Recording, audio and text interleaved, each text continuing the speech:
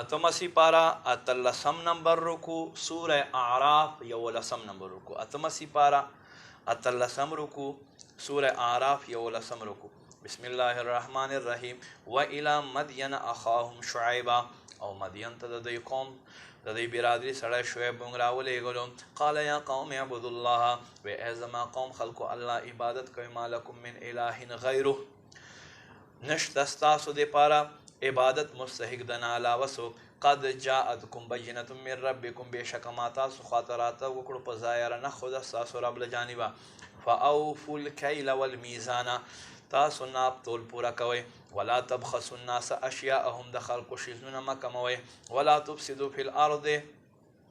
تاسو مه کوئ فساد په ځمکې بعد اصلاح وروسته د صحیح کېدو د انتظام ذلکم خیر لکم دا ستاسو دپاره غوره دی ان کنتم مؤمنین که تاسو ایمان والې ولا تقعدوا بکل صراط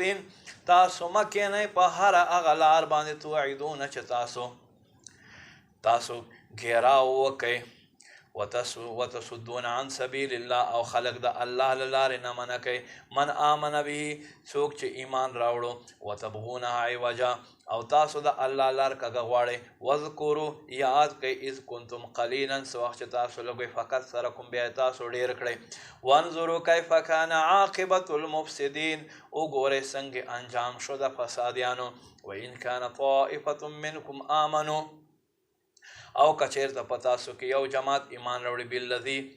ارسلت به په هغه څه سره چې زه رالیږلی شوی یم وطائفة لم یؤمنوا او یو جماعت ایمان را نه وړي